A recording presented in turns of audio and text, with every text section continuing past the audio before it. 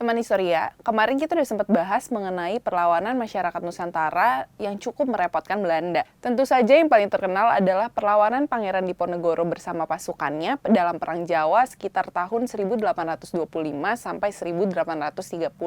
Walaupun Belanda menang dalam Perang Jawa, tetapi perang itu cukup memukul roda perekonomian Belanda. Terus Belanda ngapain aja sih untuk memulihkan perekonomian mereka?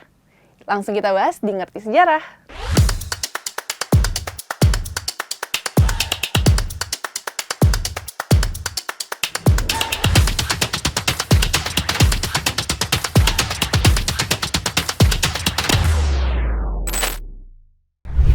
Setelah Perang Jawa sekitar tahun 1830, Gubernur Jenderal Belanda yang baru yaitu Johannes van der Bosch tiba di Hindia Belanda.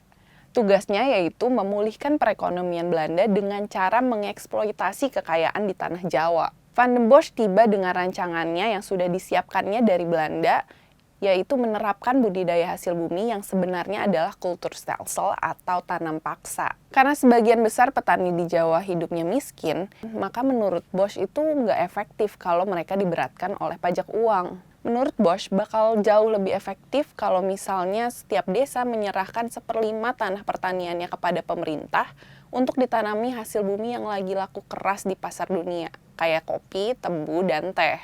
Terus siapa yang garap lahan pertaniannya dari penanaman, perawatan, sampai akhirnya panen? Ya para petani Jawa juga. Menurut Dennis Lombard dalam Nusa Jawa Silang Budaya Jilid 1, para petani dewasa juga harus meluangkan 1/5 waktu kerjanya. Jadi kita anggap aja waktu bertani normal adalah 8 jam. Maka sekitar 1,5 jamnya petani harus menggarap lahan kolonial. Tapi aturan yang udah merugikan petani ini aja masih dilanggar. Karena lahan kolonial juga lebih luas daripada sawah petani. Jadi waktu yang mereka luangkan juga tentu lebih lama. Akhirnya sawah mereka pun terlantar. Sampai menyebabkan bencana kelaparan. Karena padi mereka gagal panen. Yang miris adalah Belanda berhasil memanfaatkan penguasa lokal untuk menjalankan tanam paksa ini. Para bupati Jawa dikerahkan untuk mengawasi penanaman, panen, dan pengangkutan hasil tanam paksa. Sedikit banget pegawai administrasi Belanda yang dikerahkan untuk mengawasi kelancaran seluruh sistem tanam paksa. Menurut Robert van Niel dalam sistem tanam paksa di Jawa, penguasa lokal lebih setia kepada Bosch.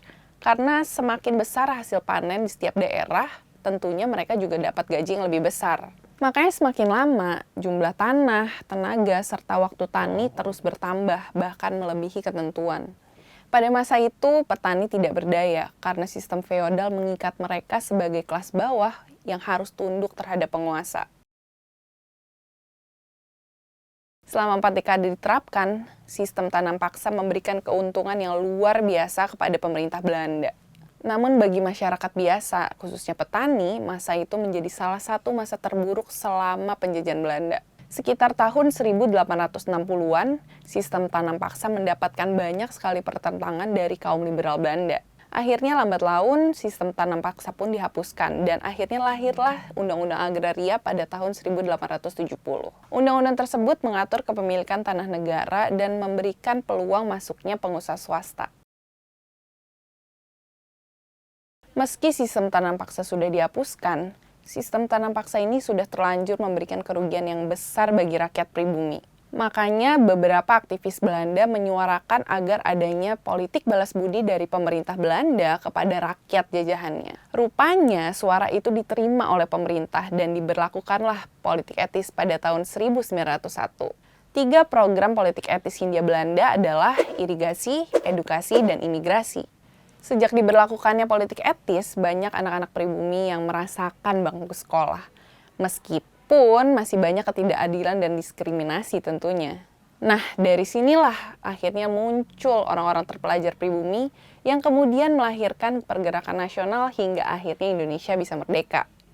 Nah, sekarang ngerti kan, walaupun Diponegoro dan pejuang lainnya kalah dalam perang melawan Belanda, tapi mereka tetap punya peran yang besar dalam kemerdekaan Indonesia. Next, kita bahas apa lagi ya? Pantengin terus Ngerti Sejarah di YouTube channel historia.id.